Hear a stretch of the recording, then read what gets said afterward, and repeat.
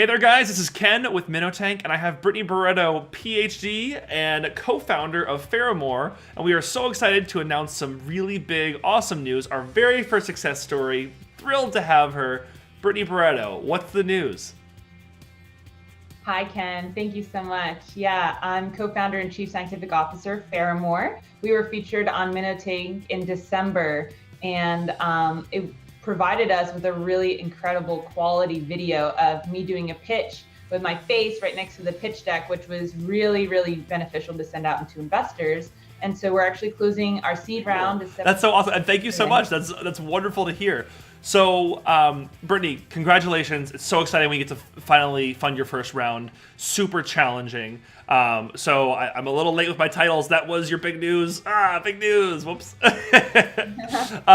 So let's pop into why MinnoTank. So talk to me about your experience with it, and why was it a valuable asset to your progress? Yeah, well, the personal backstory of that is that I was pitching at Future Founders in Chicago. And after the pitch, Ken came up to me and said, hey, you have grit, you have passion, you communicate your science and the business model really well. I want you to come on to MinnoTank. And so I think that MinnoTank is really innovative in terms of I could do a pitch online and not have to travel all around the country while I'm trying to build my product and launch it, which is so time consuming. And so I totally latched onto it. And then on a personal note, I really was passionate that he picks companies that are female led, minority led, LGBT led. I was really, really inspired by that because as a female founder, and my other co-founders is a woman of color and an immigrant from China. And so we are super, super diverse. And when we go to pitch competitions, we're usually the only women, and Asma is usually the only woman of color. And so, we've had to fight the good fight of trying to prove ourselves to be taken seriously. And so the fact that I could have someone come up to me and say, because you're a woman, I want you on my pitch show was like, oh, wow, awesome. I usually have to try to hide the fact that I'm a woman, right? And so I'm really grateful for that opportunity. So December, Pheramor pitched on MinnoTank. It was super smooth. The technology was all together, and we were able to connect with investors around the country. That's so exciting. And Brittany, we're so thrilled to have you. You don't got to speak in third person. I'm right here. But awesome. We're grateful to have you. It's totally fine. But we couldn't be more excited, right? We're thrilled that our very first successful funding post MinnoTank is from a female minority founded group. Phenomenal. That's exactly what we want to accomplish here, and we believe it too. I talk about the fact that I'm openly gay and LGBT every single time I get on the air, and the fact is that it's true. Often when you are a female founder or you're a minority founder or you're an LGBT founder, you have to hide that or beg people to look past that and look at your company because they just can't get past that. Yeah. That right there in your face. So that kind of feeds into the next part that I want to talk about, which is your journey. So Brittany, raising capital is hard. Talk to us about your journey. How many meetings? Where did you go? Where did it lead you? How did you get people to separate more than $500,000 of their own money and invest it into your business? Yeah, so I think the biggest asset for us was warm introductions. So warm introductions essentially being someone who met us personally, and then they said, I'm going to tell my friend about this and put in a good word for you. Pheramor's experience is that whenever we applied somewhere via an email or a cold application, we never got accepted, which is insane because just last week we were voted by Google as top 2 startup in the world out of 76,000 companies. And so, out of how many? I interrupted you. How many? 76,000 companies from 80 countries around the world. We were number 2. That's amazing. And so we're number 2 in the world by Google, yet I applied to angel investor groups around the country and didn't get accepted. And I can't speak to why we weren't accepted, but all I know is that our investors came because one person told another person and validated for us that this is not some silly girls, kids with a dating app. This is women with higher education degrees from the best institutes in the country, and they're changing the face of technology and using a data play, and their first product is a dating app. That sounds way different. And so I can't drop the mic. Get that drop it. Drop that mic. Yeah. The email subject lines are too short to put all that in there. So when we have a warm introduction, that's how we got a lot of our investments. Phenomenal. And that's really, that's one of the reasons why we built MinnoTank, because the fact is, when you talk about third degree connections are the way that investments get done.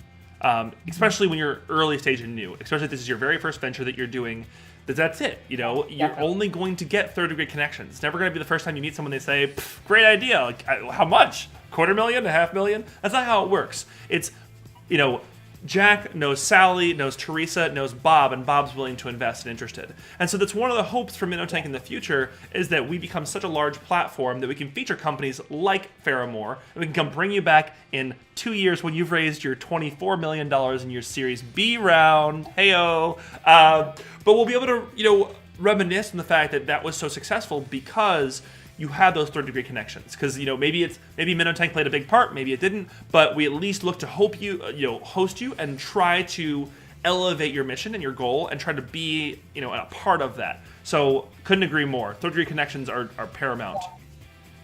Well, what was so helpful from MinnoTank's end was y'all provided us with a very high quality video that included my face with the great audio next to the PowerPoint. And so we would get these warm introductions, and then the person would follow up via email, cool, send me your pitch deck. And so for a while we were just sending a PDF version over, but the difference now is that we sent that along with a video clip of, hey, I'll even walk you through it, and it's only 10 minutes of your time. And they really appreciated that, because otherwise we were having to call them and walk them through it anyways. So it was almost fast tracking it, you having that video link. I love it. All right, let's do a high five. Can we, ready? A high five. Oh. Yeah. That was good. Perfect. High five. Yes. All right, we did it. That was great. Okay. Love it. Well, thank you. We like to have fun. Come on, we're in different parts of the country. We got to have some fun. Okay, so is there anything else you want to discuss about Startup Grind? I know you're a Startup Grind All-Star, number 2 in the world by Google. What else can we talk about there? Well, I guess I'd like to say that last year, my co-founder Usma, we were in an accelerator at this time last year where we were still figuring out what we were even doing. We had some idea about a genetic technology-based dating app, but we still had so many pieces of the puzzle to put together. And she actually attended Startup Grind as an attendee. And I can remember her texting me from it saying, oh my gosh, these speakers are incredible. I can't wait. In like 5 years, we may be up there. And I am always the really, really intense go-getter. And I was like, we're going to be there next year. And she was like, Britt, that's really hopeful. Okay. But then this year we were there, and then we were featured as a top 50 startup. And then we got selected into the top 8, which meant that we had to pitch at the auditorium in the giant 1,000-person, theater. And so we pitched, and we did it in a totally Pheramor way, which was her and I both went up there. We had 5 minutes, and we did a slam poetry style pitch where I would go and she would go, and then I would go and then she would go, and everyone was like, what? And, and I'll say this, we were the only female founders in that top 8. Wow. And she was the only one person of color in that top 8. Yep. And, the company that won, when he was announced the winner, he is a Caucasian man who was wearing a zip-up hoodie, and that's the face of programmers and entrepreneurship right now, especially in Silicon Valley. And so Pheramor we want to revolutionize a lot of things, but one of the things we're trying to do is shift the paradigm of what founders can look like. Right. I'll say one other thing that, people ask me, you had this idea 7 years ago when you were in college. Why did it take you so long to do it? And I said, because I grew up in a culture where women are supposed to be risk adverse.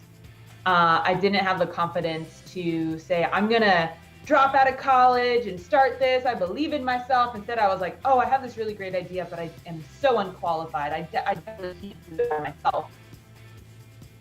And so I feel really inspired. Even, they ask me, well, you're only 26. And I'm like, yeah, but I had this idea 8 years ago. It took me 8 years to build up enough confidence to think that I should try it. So I hope to inspire other young girls and women, like, just go for it, do it. You can do it. And that's amazing that at 26, you're a PhD and a startup founder and number 2 in the world and Google top pick. So, Brittany Baretto, we're so thrilled to have had you. We're so grateful that MinnoTank was able to even contribute the smallest ounce to your success. We're thrilled you'll attribute that to us. So we just want to say thank you. I wish I had like a special MinnoTank thank you, but I don't. So thank you very much, and we're gonna and that's great. Thank you.